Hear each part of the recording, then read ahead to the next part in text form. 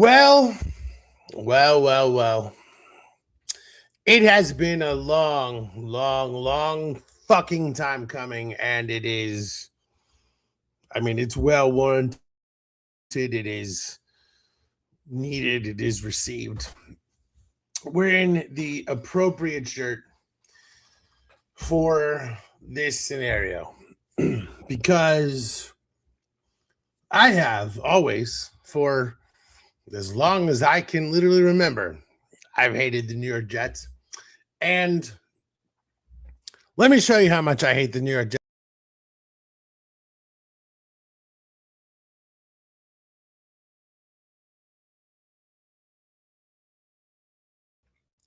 I love every single fucking pixel of that image. See, this is not a like friendly rivalry. This is not a, oh, they win some, we win some. I hate the New York Jets. I hate their fans. I hate what they stand for. I hate their stadium. I hate the fact that they're not even in New York and they're in New Jersey. I hate every single thing that is New York Jets football. And the thing is, I ask myself every single week, Blunt Doctor, are you doing enough to spread the hatred of the New York Jets in this world? Because, see, there's so much hate in this world today. There's so much hate everywhere you go, but not enough of it is directed at the New York Jets. There's hate for every single person's belief, their religion, their creed, the people that they love, their Instagram posts, but so little. When you consider all of the hatred on planet Earth, so little of it is directed at the New York Jets. And that's when you consider how much hatred is directed at their own team. It's just the truth.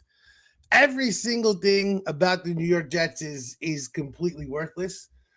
They are a useless organization owned by a MAGA douchebag who would rather be an ambassador to nothing, to pretend world, than actually pay attention to his team. And also, by the way, the Jets owner's name is Woody Johnson. His name is Dick. His name is Penis. Like, are we supposed to respect that person? His name is literally 2 dick jokes in a row. And that's the New York Jets. Like, in a nutshell, 2 dick jokes in a row is exactly how I would describe the entire history of the New York Jets. And I want to be really clear. Today, the inaugural history of the inaugural episode of this show is not about the full history of the New York Jets. No, we cannot respect Dick. Again, Dick is a Trump ambassador. If you didn't already have enough reasons to hate him being the Jets owner, he's like the ambassador to England or something. Like, the shit is stupid as hell. So we hate all things New York Jets, but this is not about the history of the New York Jets, because if we were to do a hatred of the history of the New York Jets, and everyone knows that would start and end with my hatred for Joe Namath. Like, I hate Joe Namath in a way that most people reserve for, like, someone who bullied them in high school that they never want to see again, or like your whatever your most mortal enemy is. That's how much I hate Joe Namath. And we will go there. We will go there. But we're going to go there in a way that allows me to prove that not only is Joe Namath not worthy of the Hall of Fame, but he's not worthy of fuck all. Fuck Joe Namath. But we're going to get there. The fuck Joe Namath episode is going to be like sort of a legendary thing. That might have to be like episode 100 or something, because I want to destroy that man's soul. I hate him. I hate him so much. And you might say, you're wearing a Tampa Bay Bucks hat. Why do you care so much about the New York Jets? Well, anyone who knows me knows, obviously, I was literally a Tom Brady stan forever. Loved every single thing about him. And of course, the Patriots treat Tom Brady like shit when he leaves New England. And I just sort of I follow certain rules that apply to the Blunt Doctor show. You get it. The point is I stayed with the Bucks. And you know, Brady went back to New England. I think they did a statue and all these things. But then in the Super Bowl this year, he's like, I don't have a dog in this fight. Now, he said that because he's owner of the Raiders and he's an announcer on Fox and all these things. But the post Brady New England era has been like frigid, to say the best. And that's funny considering the fact that Belichick is gone. It's not as if that is still a thing to cause a wedge. But nonetheless, I carried that New York Jets hatred with me to Tampa Bay. And what really solidified it as something that would matter to me forever is something I mentioned the other day, is when Brady hits an 85-yard touchdown to beat the Jets. I believe it was to Cyril Grayson in the final game of his career against the Jets. Not the final game of his career, but a game where Antonio Brown literally quit on the team. Antonio Brown now going around claiming he slept with Giselle, like, you know, because Brady let him live in their house and all these things. Like, you know, no one in the world believes that, because he and Brady were on great terms for months. And Antonio Brown has like been accused of attempted murder, attempted robbery, attempted kidnapping, all these things. Like, this dude is CTE to the extreme. CT Extreme, that's Antonio Brown's new nickname. And, you know, whether or not that's true or whatever, no one gives a shit about this guy. But the point is, he literally quit on the team mid-game. Everything is falling apart. It looked like the Jets might be able to, in their final game against Tom Brady, win, which, by the way, if that had happened, he would have played another season, I'm sure, to get another shot at the Jets, no matter what he would have done. But they were like, oh, we're going to win. And, of course, he throws an 85-yard touchdown to break their back. It was surreal to watch in real time. And, again, I've told this, I was sitting in this chair, and my man Trias Keith was in the room with me, and I literally leapt out of my chair like a 5-year-old child. And it wasn't just because Tom Brady threw a touchdown, but it was because my hatred of this team is so thorough, so sincere, so deep. Again, I said it yesterday on the Blood Doctor show, or whatever, a couple of days ago on the Blood Doctor show. That, again, I chose to have children. That is something I chose to do. And that is a choice I love every single day, but it was a choice. But I am born to hate the New York Jets. Those are very different things. I am in my soul. Well, it says right there, look at my Chiron, the biggest Jets hater ever. And, you know, I'm honestly angry that my Chiron has Jets with a capital J. That's my own fault. I capitalized it. We'll make sure that never exists again. We'll make sure to fix that, because it's not right.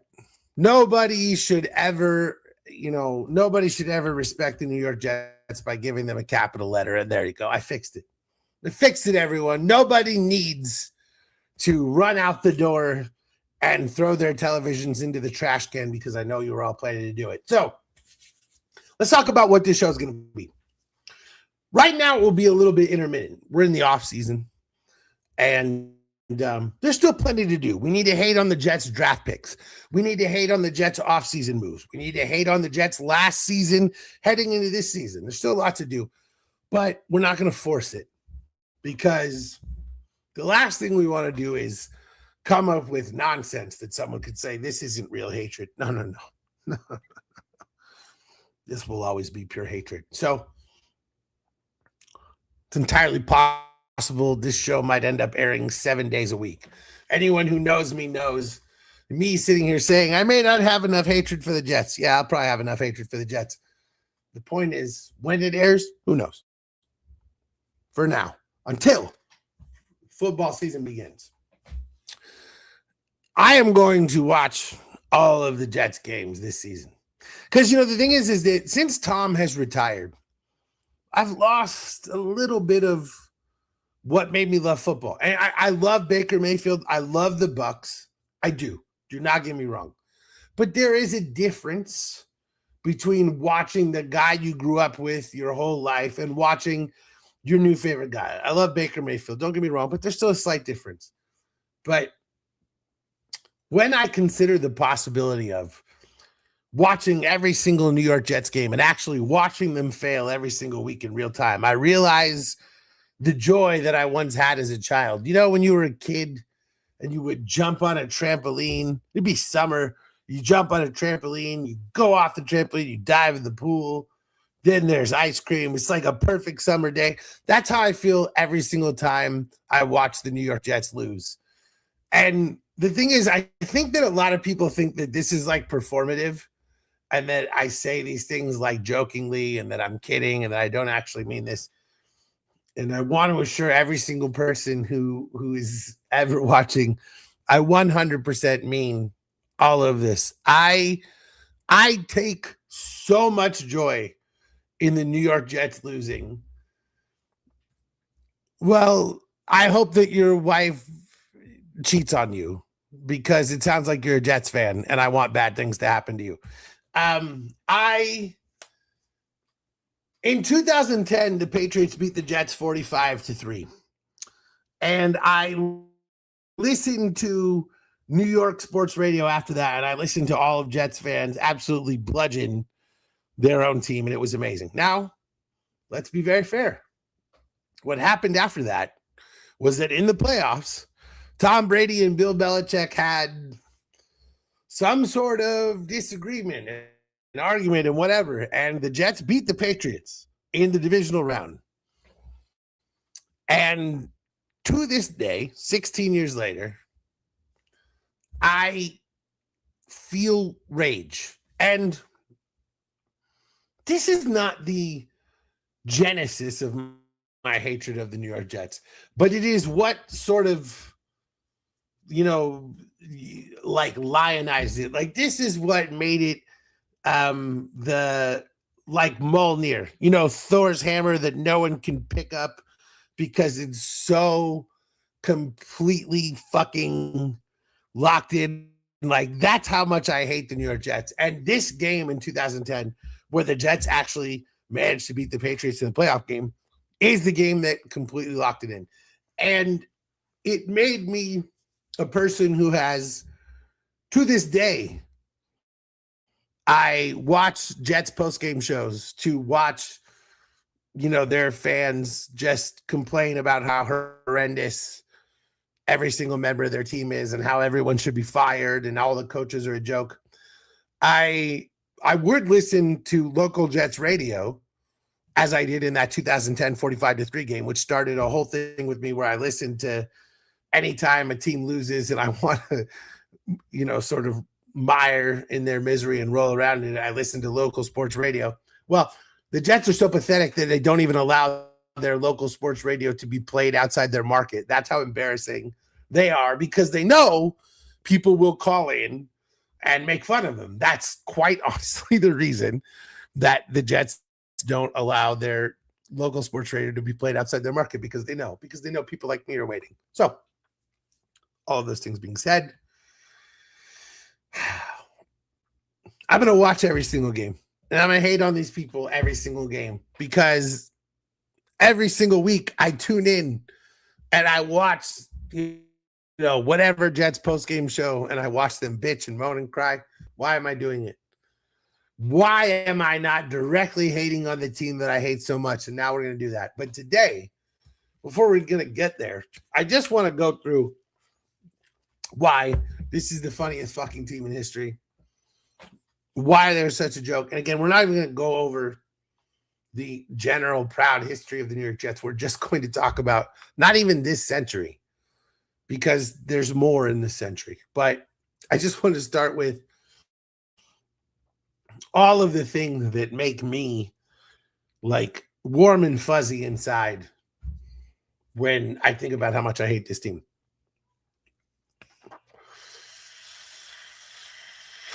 And again, I don't ever want the Jets to do well. This is not a scenario in which when the Jets have a good season, I'm like, oh man, good for them. They finally did it. No. I hate the New York Jets. I hate their fans. I hate their friends. I hate the family of their fans and friends. New York Jets fans are bad people. A lot of them are MAGA supporters. It's a lot of Staten Island people. New York Giants fans, generally fairly classy individuals. I still hate them for obvious reasons, but they are actually halfway decent people.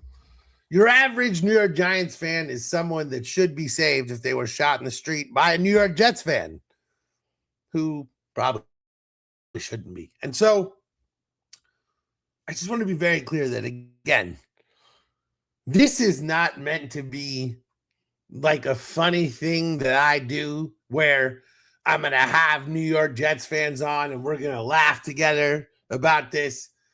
I, honest to fucking God, hate them. And I want bad things to happen to their fans. And I will laugh and roll in their misery and love.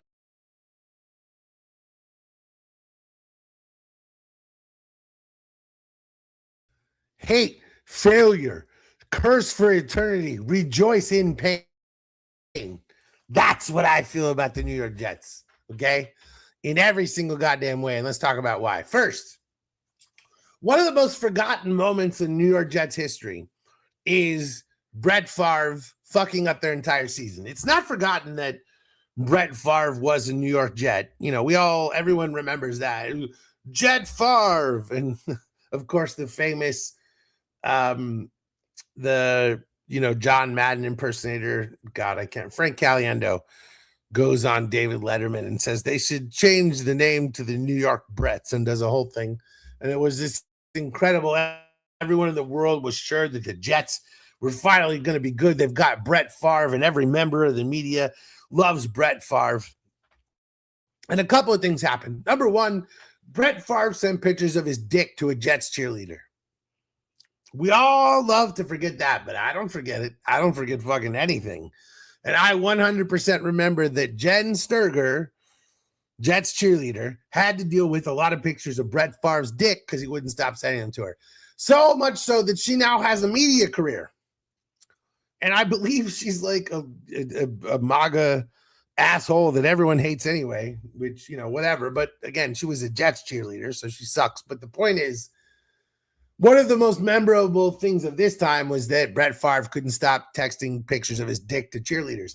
And that has been forgotten to history because, this is the 2007, 2008 sort of era. And, it was 06. Point is, it was really before the internet was everywhere and everyone had a phone and all these things. But I remember.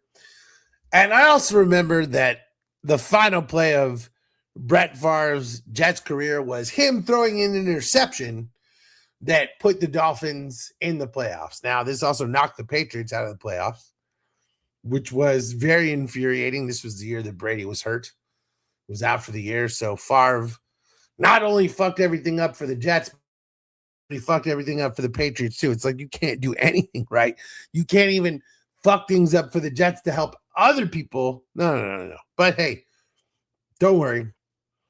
The Dolphins had former Jets quarterback Chad Pennington, and they suitably lost immediately and ruined the end of Bill Parcells' career, which, again, made me feel very warm and fuzzy inside. But the point is, look at this final moment of Brett Favre's career. This is one of my favorite things, is his final moment of his Jets career, diving for the interception that he threw to ruin the Jets season and cost them to lose the division. Now, of course, he would go on to great success with the Vikings and all those things, but I'm just curious, what happened to Brett Favre at the end of his Vikings career? Oh, that's right.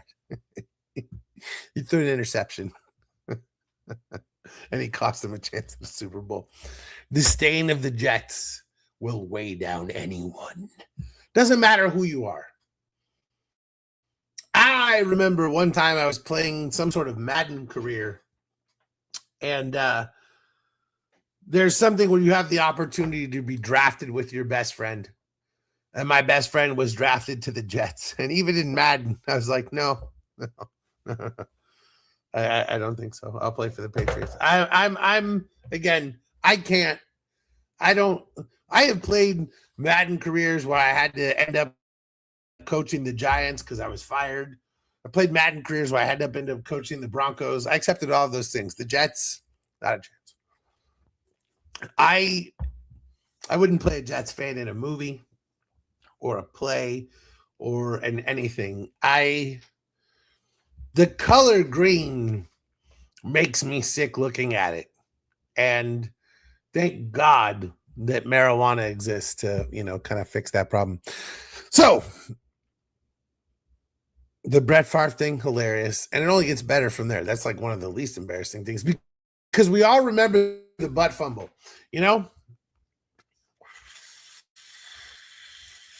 Shout out to my boy Keith Treehouse Bandit. We were at KDB in Long Beach, California, which was sort of a Dave and Buster's knockoff. It actually was a former Dave and Buster's that had been reopened. We were there on a Thanksgiving watching the Patriots play the Jets, and the universe rewarded us being at a local bar on Thanksgiving with Mark Sanchez running into his offensive lineman's ass and fumbling the ball. I mean, the butt fumble was the most embarrassing thing that, Mark Sanchez had ever gone through until this. But we'll talk about that in a minute. Imagine a quarterback. I mean, he's so fucking stupid. He ran into the ass of his offensive lineman and fumbled the ball. This is one of those things where there's not a whole, it's butt fumble for a reason. See this little glass below the image that says Jets fans tears? That shit is real because, how much more embarrassed could you possibly be? This has been talked about for a decade now, and I'm still very comfortable talking about how embarrassing it was for the Jets because, listen, there have been a lot of scenarios where quarterbacks have done dumb things, thrown a terrible interception, lined up behind the wrong guy instead of the center, waiting for the snap. All those things, terrible fumbles, running way too far back and getting sacked. Those things happen all the time. When I say butt fumble, it's not like a question what game I'm talking about. It's not like, which butt fumble are you talking about? No. There's one butt fumble, and it is Mark Sanchez running into some fat New York Jets offensive lineman's ass. And also not his backside, not his size. He ran right into the fucking ass. And the way he sort of bounced, you can see it right there in the image. This was pure man's face in other man's ass. And of all the places I want to put my face, an offensive lineman's ass is the last one. And that's Mark Sanchez for you. And again, you would think that would be the worst day of his life. But it's not, because Mark Sanchez got high on cocaine and fentanyl and decided to try to beat the shit out of a dude over a parking spot.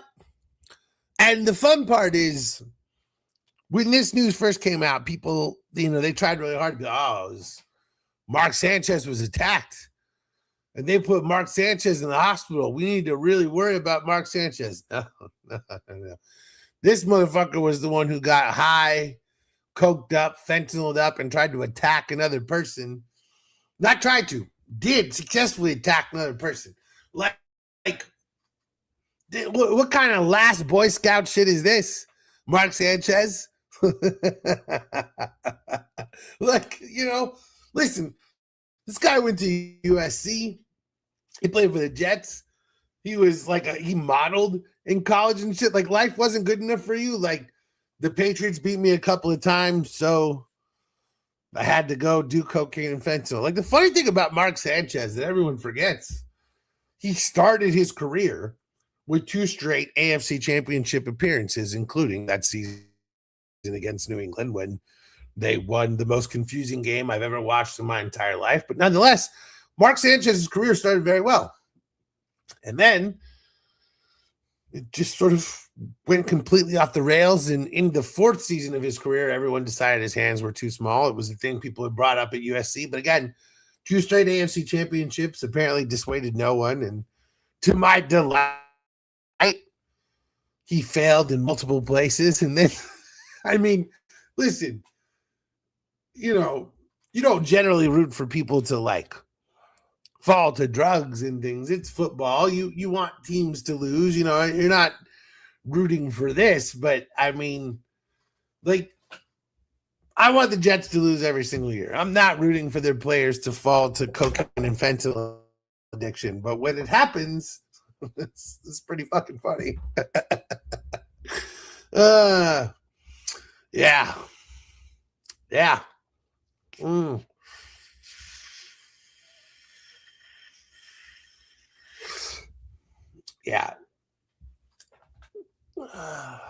It's always been true.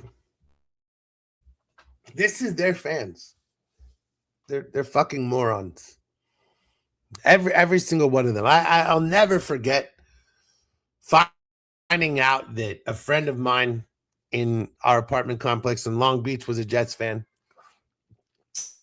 And, I told him I was a Patriots fan, and I was young. I didn't know about keeping evil people out of your circle yet. I tried to befriend him. And, this is our year. He would sort of talk shit. And we would trash talk a little bit. And I just remember that was the year that the Patriots won the Super Bowl against the Seahawks. And he very quickly moved out of the apartment. I never saw him again. And I'm not saying that me being an asshole had to do with him moving out, but I most assuredly shouted a whole lot of shit at that balcony. That was also the year that I had some Patriots poster on my door and someone wrote Green Bay on it, and because they beat them, and I lost my mind. And I was like, oh. Also the same year I went to the liquor store when Kansas City beat the shit out of New England like 41-14. And these dudes were like talking trash. Oh, Brady doesn't want any more. Leave this man alone. He's just drinking. He's depressed. His team was losing. I said, I'll see you motherfuckers. 4 Super Bowls later, huh? What are you going to do? But hey, bitches are who bitches are. And speaking of which, after the Mark Sanchez fiasco, you're saying to yourself, nah, couldn't have got more embarrassing. Couldn't have got more embarrassing.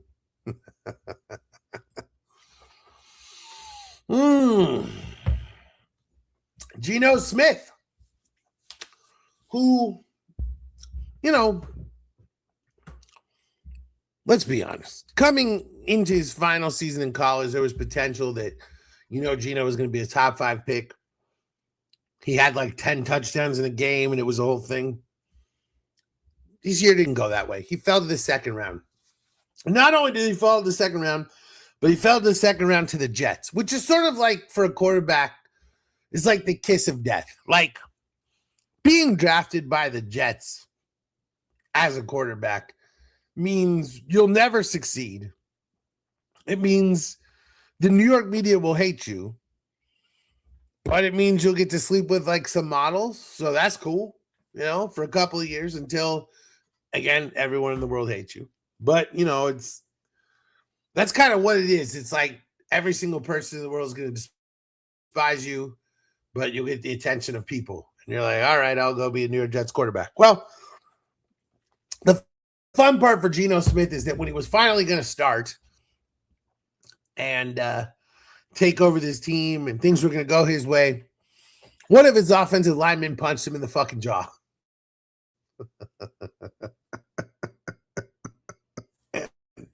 Basically tanked his season, ruined his chances in extension and all these things. And now, fair to say, if your offensive lineman clocked you in the jaw, it's very unlikely that there was going to be a lot of success going forward. But again, I mean, what? How embarrassing? How embarrassing can this get? Like, every single offensive lineman, like, you go talk to an offensive lineman, they're like sickly in love with and obsessed with the idea of protecting their quarterback. And to the extent that it becomes like a personality flaw, that they're like, Alex Jensen, when he played with Tampa Bay, was constantly getting penalties because if anyone touched Tom Brady, Jensen would lose his shit and throw them to the ground. Like, offensive liners, psychotic about protecting their quarterback. It's a thing. And this motherfucker punched this dude in the face. Now, he was new to the team, but consider that, I believe this was also over a gambling debt. So consider that this dude was like a practice squad player who had like a $500 gambling debt thing with Geno Smith. And consider that most offensive linemen would do anything to protect their quarterback. And this dude was on like the fringe of the NFL. And he was like, nope, I'd rather fucking punch Geno Smith in the face. I mean, it ruined Geno Smith's season. It potentially fucked his career in a lot of ways. I can't remember. I said the dude's name on the show the other day. I've already forgotten. George Effendi? I don't know. Anyway, the point is, he never really was anything again because you punch your quarterback, and, you know, Geno bounced around for years until he sort of had a resurgence with the Seahawks. And it's just funny because it's yet again a Jets quarterback that they invested in highly that failed. And speaking of which, it's very funny that Geno Smith rehabbed his career with the Seahawks because Sam Darnold then rehabbed his career with the Seahawks and won the Super Bowl. And everyone remembers the famous moment where Sam Darnold was playing the Patriots and everything was going wrong. And he said on like a Monday night or Sunday night football game, I'm seeing ghosts. And it became a whole thing. He said, I'm seeing ghosts out there, and everyone made fun of him and trolled him. You're seeing ghosts, and just basically implying he was bad at quarterback, which he really was. And, it was truly, it was pretty goddamn funny.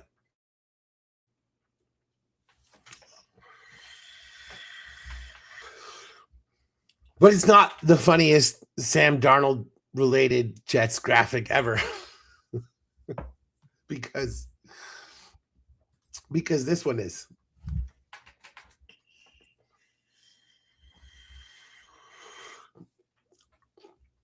I mean, let's just break this one down. Not that it hasn't been done, but we haven't done it here, and I deserve the right. Look at this shit. I mean, number one, he's pointing at the camera like he's a tough guy. You're a quarterback, but all right, fair enough. Number two, the look in his eyes. I'm Sam fucking Darnold. All right, cool. But it's on the thing that says out indefinitely. So the tough guy image on an out indefinitely, photo is a little weird because I'm so tough that I'm injured. All right, fine, whatever. Mononucleosis.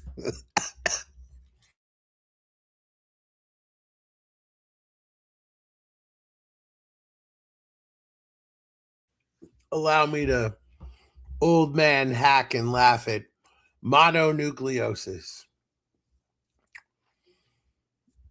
Why not just put illness? Why put high school kissing disease?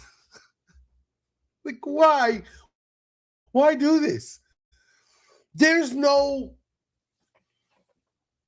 you don't have to actually say what's wrong with him. Like, there's no law that says you got to list the actual, you just need to mention the players out and generally why illness, sickness. Why, like, just, if you're going to list it, put flu. Why this one? Like, it just, of all, you might as well put out indefinitely cooties because that's what this looks like. And the fact that he then recovered and rehabs his career to win a Super Bowl. Like, I don't even know. This is like one of the most embarrassing things in the history of football. He still will get made fun of for this. Like, even now, having won a Super Bowl, he'd have to win like 3 more to not get made fun of for this. It's hilarious. I mean, I again, they only allowed me 10 graphics, and I had to choose between this and Seeing Ghosts, and the choice was obvious. And he's still not the most embarrassing quarterback they've had. The Jets legitimately believe this person could win NFL games. This guy is like 5'2". Like, Tom Cruise would look down on him. I love Tom Cruise, but Tom Cruise is, known for being a little shorter, and we have to find people who are his height. Zach Wilson is that short.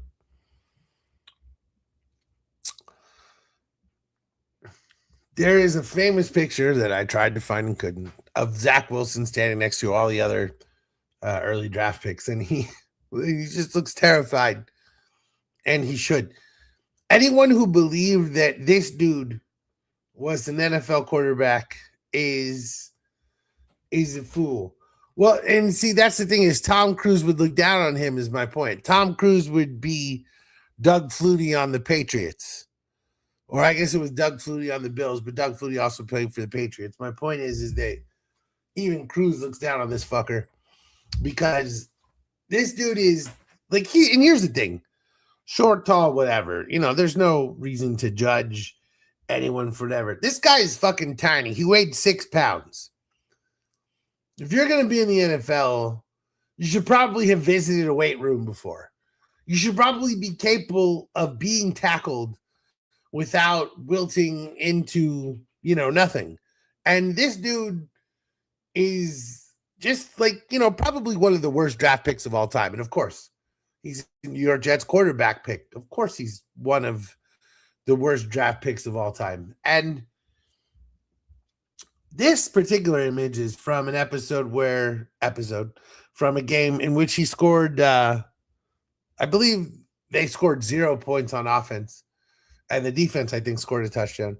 And the question was, do you feel like you owe the defense more? Because the defense held the opponent to 10 points and you scored nothing.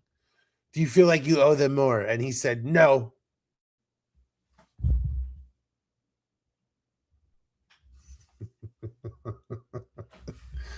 So not only is he the skinniest person in history, not only is his arm massively overrated. I mean, again, he was a BYU quarterback. Like, what do we show me another BYU? The only successful BYU quarterback ever is Jim McMahon. Okay. I mean, was Alex Smith so amazing for the first 10 years of his career? No, he had 3 good years, whatever. This dude couldn't play for shit. And anyone who fucking knows football knew that. But of course, the New York Jets didn't know it. It was yet another example of them being so fucking dumb that they can't see the forest for the trees. And the fun part for me is, I can point this shit out over and over. Hey, that's a terrible head coach hire. Hey, that's a terrible quarterback pick. Hey, that's a terrible free agency contract. Never really seems to matter with these guys because, again, terrible ownership begets terrible general management, begets terrible coaching. And every single year, it is the same fucking thing. There's a reason that I come back to the well of New York Jets hatred because it's like the most plentiful well in history. Like, I wouldn't hate the New York Jets and laugh at them all the time if it wasn't the most reasonable goddamn thing to always do. There's no reason to ever believe that something will go well for this team. They're not even in New York. They don't even know where they're located. They're literally physically located in the state of New Jersey. And on top of that, they're not even in their own stadium. They're in a stadium owned by another team. So you're not even in the state that you claim to be from. You're not even in your own stadium. You're just there. You're a tenant. You're a renter. You're a nothing. Like, New Yorkers are like people from New Jersey claiming that they're from New York City. It's like that episode of How I Met Your Mother where Ted loses his fucking mind because he meets those girls from Westchester or whatever, or not Westchester, from Jersey City or whatever the fuck, it's over, not Westchester's New York. But the point is, they're in New Jersey. And he's like, you're not New Yorkers. I'll never go to New Jersey to get laid, all these things. That's exactly what the Jets are like. They're not even real New Yorkers. And they're claiming to be from, let's also just, listen, they shouldn't be allowed. They should be called the New Jersey Jets. That's very true. They are absolutely, they need to eat, pray, love. It's very true. They're very lost. The Jets do need to find themselves, but I don't even think they would like what they find. And of course, the classic How I Met Your Mother reference. You think you're better than me? I would like the New Jersey Jets more if they were called the New Jersey Drunk Train. If they were called the New Jersey Drunk Train, that would make a lot more sense for all the things that they do and would overall be a much more acceptable thing. But I just want to point out that New York City is terrible. I just want to point out that, it's not the greatest city in the universe. It's not even the greatest city in the United States. It's massively overrated. It is a fascist police state, constantly full of psychopaths. Maybe Zohran Mamdani will help a lot. Great. The entire city smells like garbage. There are 8 trillion people. It costs $7 billion to rent a shoebox. I mean, $25 for a shot of, well liquor. And these people be like, sorry, you can't afford it. Yeah, I always, when I was a kid, dreamed of going to New York. And I thought it was this sort of mythical, magical place. And then you go there and you're like, oh, this is sort of like if there were tall buildings in a dumpster. And, the pizza's good, whatever. But just to be clear, they're longing to be from a place that sucks, and they're in a place that's worse. That's the New York Jets. New Jersey is so much worse than New York for so many reasons. And they're from there, longing to be from this nightmare garbage city. Is truly amazing. And, if you're like, well, it's not really that bad, all this thing, look at Zach Wilson's face. Is that the look of a person who's having a good time? Who's having fun with the media? No, because they hate you. Because nothing is ever good enough. Unless you won a Super Bowl.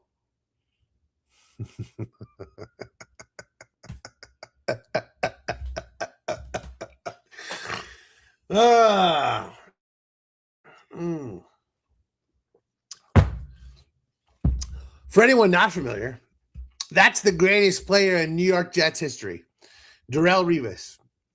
In the one successful year of his career, in which he won a Super Bowl with the New England Patriots against the Seahawks. So again, the one year that the greatest Jets player in history was actually successful was with the New England Patriots. And it's something that burns them. Look at that smile. Like the happiness that he felt in his soul. He's saying to himself, I actually won.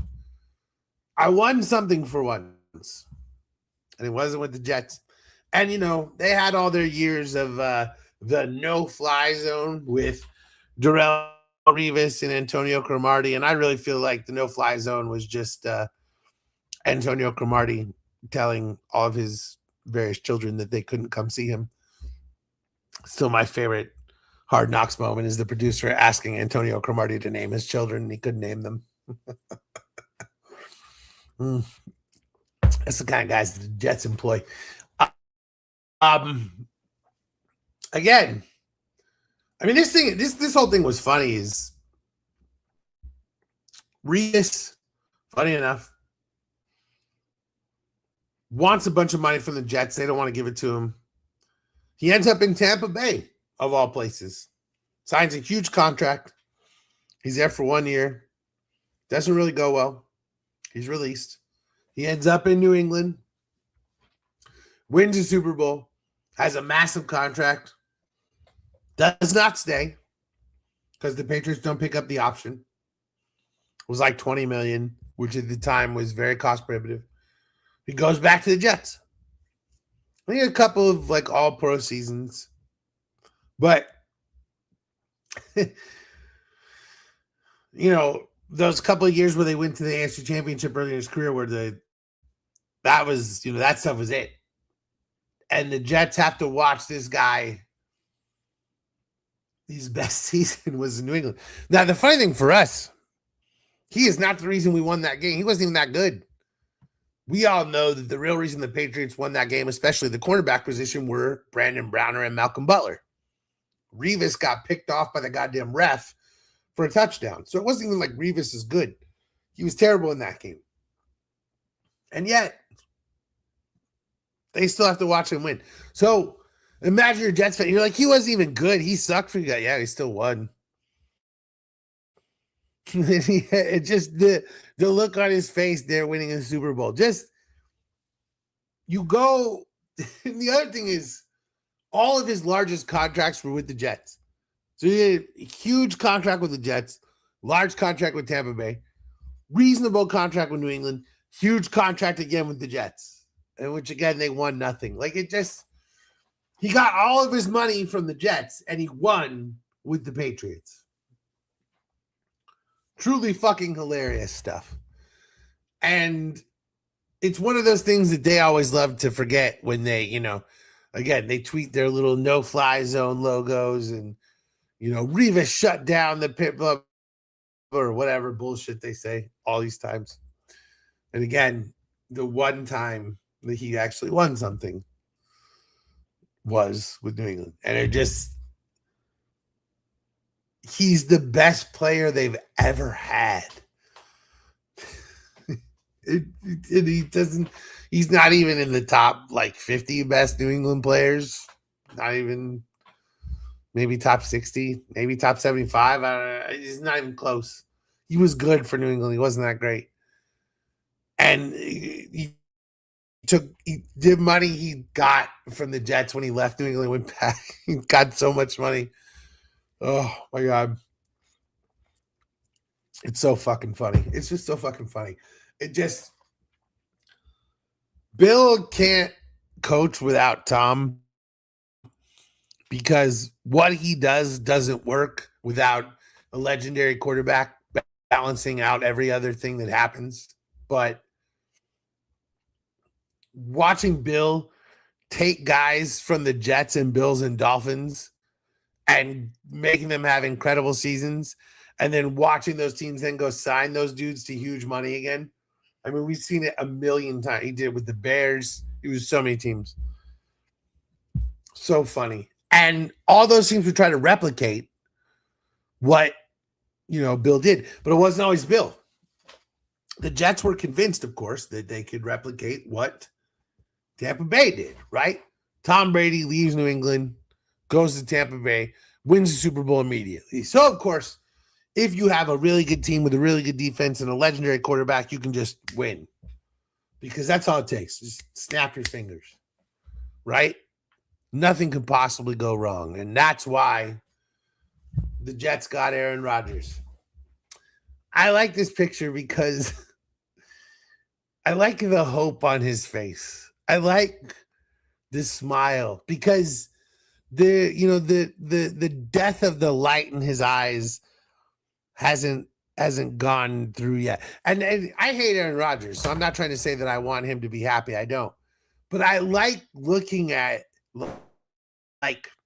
how happy people were when they got to the Jets, because when you see how miserable they were, it's like, yeah, anyone could be miserable, but maybe they knew they were going to be miserable and it's the Jets and whatever. Look how happy he is. He really thought this was going to work. He really thought, hey, the Jets have an incredible defensive line. We'll bring in a couple of my guys. We're going to win ourselves a Super Bowl. He really, really, truly, honest to God, thought that. He is happy.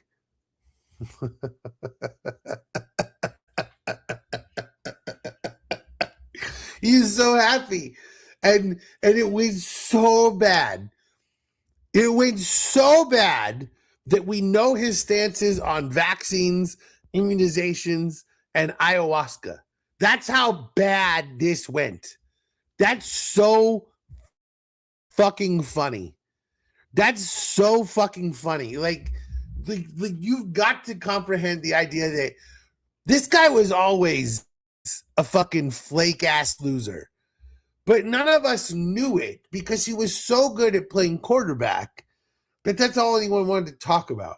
And then COVID happened, and he became such a dipshit that, yeah, it's like he became such a dipshit during the COVID years, even in Green Bay, that now we know every single thing that this guy thinks about all these fucking things. He's a fucking loser. And, you know, listen, you never root for injuries. You never root for injuries. It's wrong. It's wrong. But when he tore his Achilles like the first 3 plays into his Jets career, you're just like, yeah, that tracks. Like, again, even for the Jets, I don't root for injuries. Because I'll tell you why. I want to beat them at their 100%. I want them to have no excuses. I want them to bring the best they've got, and I want to still beat the shit out of them. Because those are the moments that warm your heart when there's no excuses. So even with the Jets, I don't root for injuries. I never would, ever. You just don't root for injuries. But when Aaron Rodgers, vaccine-denying Hall of Fame douchebag, tears his Achilles 3 plays into his Jets career, you're just like, yeah, of course. Of course. And by the way, you know who were the first people to say that were Jets fans. They were like, just, of course. This went so bad because obviously, again, tears his Achilles immediately. So, first season washed. He did a speed Achilles surgery, which was a new Achilles repair, which some people, thought was maybe a mistake. You shouldn't do it this way. Seemed to hold up okay. Good for him. He was back. And the fun part was when he was back, he was terrible. And it wasn't even about his injury. It was just that every single player on the Jets fucking hated each other and wanted to play football completely differently. And they just couldn't get along. So they traded for Davante Adams, as B brought up on Thursday, to try to fix the problem. They said, this is it. Now Aaron Rodgers has his guys.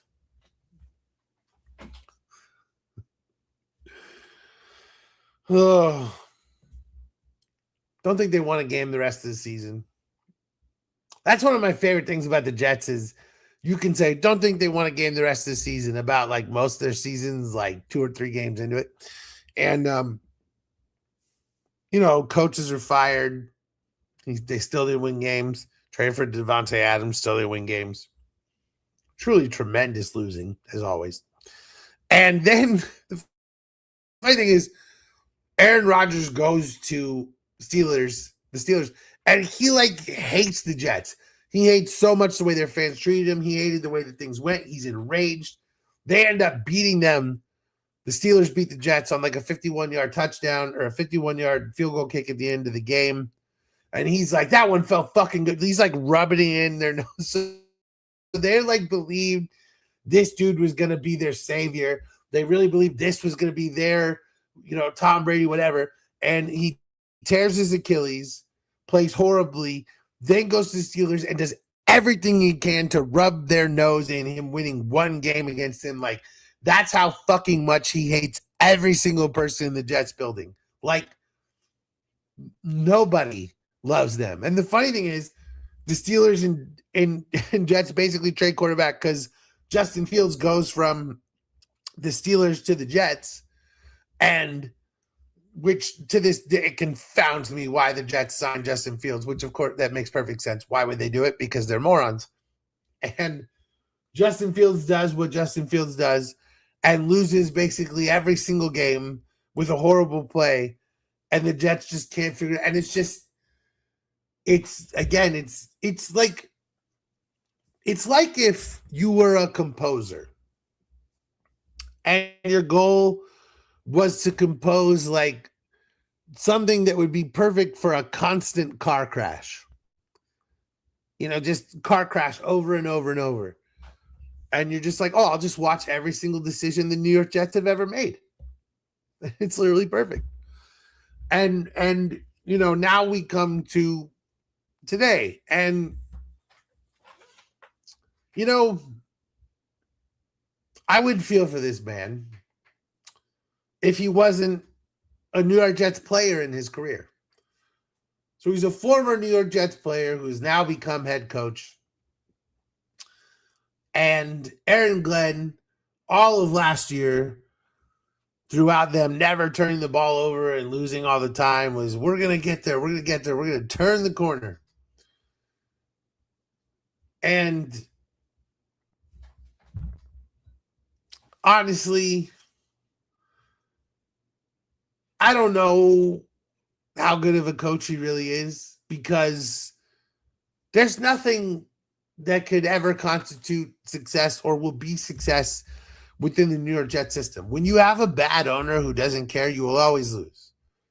If you don't have the proper scouting departments and the proper analytics departments and the proper medical departments and all these things, you'll never win anything. And Aaron Glenn played for this team and then now coached this team and coached them in yet another completely useless season where they did nothing wrong. And he's a cornerback by trade, and they couldn't turn the ball over. They got no turnovers. This guy played defense. He played corner. He couldn't turn the ball over. So I certainly don't have a lot of faith. But hey, they stuck him with, again, Justin Fields coming off this horrible season in Pittsburgh, and it was after the Aaron Rodgers disaster, which he didn't coach. He came on after that, but you're still inheriting what came from that and all these things. And again, I don't know if he's a good coach. I don't know if he's a bad coach. I know that he has Jets all over him. So of course, coming off of a tough situation with a young quarterback who doesn't seem to get it, and the organization having previously had a veteran who hates the team, and now we're trying to set this guy up. There's only one thing to do. There's only one quarterback that you could bring in that would appropriately set the stage for what's going to happen this season.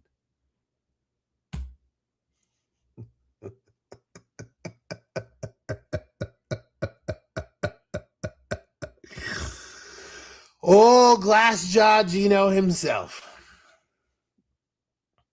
Why not? Why not just bookend this thing? Right? Why not bring back the dude whose career was sidelined by being punched by his offensive lineman, who just had the worst season he's had since he was in a Jets uniform? Why not bring him back? Why not bring back yet another spectacular Jets quarterback failure so that we can make our head coach, who's relatively new to head coaching, deal with that and fail, obviously, because Geno had 3 good seasons.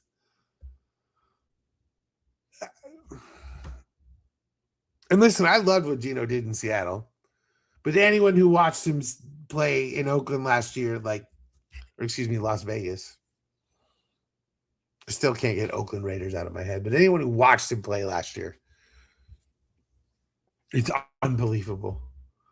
It's unbelievable. I mean, why not bring back Zach Wilson too? Why not bring back Tim Tebow? If we're just going to do dumb shit, I didn't even mention Tim Tebow in this episode. And they're bringing back Geno. And they're going to make him the scapegoat for this. And then they'll probably fire Aaron Glenn because, they fire coaches immediately. And it's just,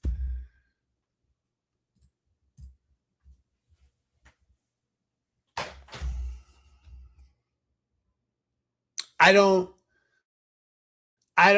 don't have a lot more words today for this, because the thing is that this is probably the 10 dumbest moments in Jets history. But the fact that I have to say probably, and that I'm not even close to sure, really says a lot about what a gargantuan disaster this organization is in every single way. And I didn't even bring up when Belichick resigned from the Jets the day after he took the job. Like, there are so many more Jets blunders that we can and will talk about. And it's truly amazing to see a team to have so much money, not only from, he's a rich owner, but also like you're in New York, or you're in New York, you're near New York, but you've got so much money just from that market and you can't spend it correctly. They haven't even lucked into it. Their one Super Bowl win, again, is the most tremendous joke, and I'm going to tear that shit apart. Trust me, we will do an I Hate the Jets episode where I fucking tear that Super Bowl apart and prove that it was a garbage win that doesn't matter. Mickey Mouse ass chant. No, that's not true. I respect and love Mickey Mouse. I do not respect and love the Jets. So listen, this is them, the Jest. J-E-S-T, J-E-S-T, J-E-S-T, Jets. Fuck this team. And I supremely enjoyed doing this, and I'm going to supremely enjoy doing it more. I'm going to do it every single Jets game this season. I'm going to make sure that this show is more watched than any other Jets postgame show. That's what we're going to do, because I just want everyone in the world to know that I am the biggest Jets hater ever. And I think that's pretty factual at this point. Who else does a New York Jets hate podcast? No one, just me. Episode 2 coming soon. Sunday night, Suns tomorrow night. This is the Blood Doctor.